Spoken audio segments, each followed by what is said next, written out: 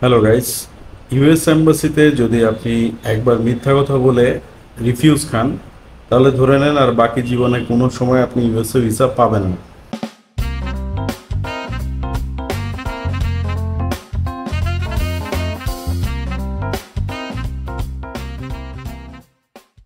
তাই প্রথমবার ইন্টারভিউ দেওয়াটা খুবই ইম্পর্টেন্ট, যেন মিথ্যা কিছু আপনার ইন্টারভিউতে প্রশ্রয় না পায়।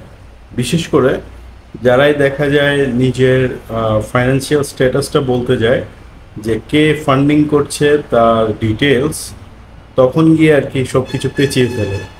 তাছাড়া আমাদের দেশে অনেক এজেন্সি আছে যারা কিনা আহ, মানে এইভাবে স্টুডেন্টকে শিখিয়ে পাঠায় আর কি। দেখা যায় কেউ কেউ আছে ইউনিভার্সিটি জাস্ট পাশ করলো, কোনো একটা নর্মাল জব করছে, সেলসে জব করছে, বা কোনো একটা টিচার তাকে এখন বড় ব্যবসা দেখাই দিল। তো এখন যারা এম্বাসিতে ইন্টারভিউ নিবে, মাথায় রাখতে হবে তারা অনেক চালাক। এই ভিসা অফিসাররা কথা বলার শুরু থেকেই বুঝে যাবে যে আপনি যে প্রফেশনটার কথা বলছেন আপনি আদৌ সেটার সাথে আছেন কিনা। যদি না থাকেন তারা আপনাকে কোনো গালিগালাজ করবে না, বকাও দিবে না, জাস্ট আপনার ভিসাটা রিফিউজ করে দিবে। দ্যাট মিনস একটা লেটার হাতে ধরাই দিবে, দ্যাটস ইট।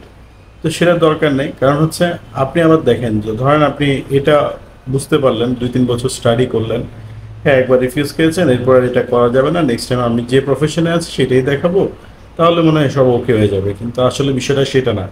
এই 2 থেকে 3 বছর পরে যখন আপনি আবার নিজের স্ট্যাটাস নিয়েই এম্বাসিতে দাঁড়াবেন সেকেন্ড টাইম, ওই যে আপনি একবার বলেছিলেন যে আপনার আপনি টিচার, অথচ বলেছিলেন যে আসলে আপনার একটা বিজনেস আছে, সেটা কিন্তু রেকর্ড হয়ে আছে। তো এইবার ভিসা অফিসার মনে করবে কি আপনি যখন বলছেন আপনি টিচার, তার মানে এবারও আপনার কোনো একটা প্রবলেম আছে। তাহলে সেকেন্ড টাইম আপনি আবার মিথ্যা কথা বলতেছেন। দ্যাট মিনস আপনাকে প্রথমবার যেটা বলতেছেন খুব ভেবে চিন্তে বলা লাগবে। মাথায় রাখবেন আপনার যে প্রফেশনটাই থাকুক সেটাকেই যদি আপনি হাইলাইট করেন, আর আপনার যদি কোন সাবজেক্টে পড়তে যাচ্ছেন এবং ফিউচার স্কোপ কি, এগুলো যদি একটা কম্বিনেশন রাখেন, ভিসা পাওয়াটা অনেক ইজি। বুঝতে পেরেছেন? ইংলিশের প্রফিসিয়েন্সিটা মোটামুটি থাকলে ভিসা পাওয়ার কোনো ব্যাপারই নেই ইউএসের জন্য। সেই ক্ষেত্রে আমি বলবো একটাই, সবসময় যেটা রাইট সেটা নিয়ে সামনের দিকে আগানো।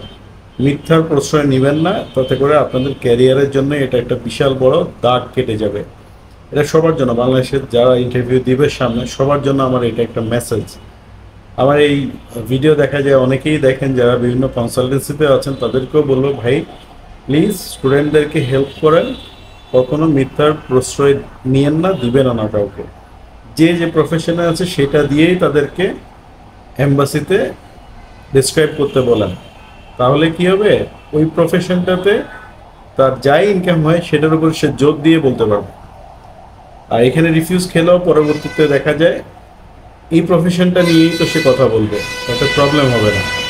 ঠিক আছে? সো আমি বলবো যে সত্যের পথে থেকে সঠিকভাবে সুন্দরভাবে ইন্টারভিউটা দেওয়ার জন্য।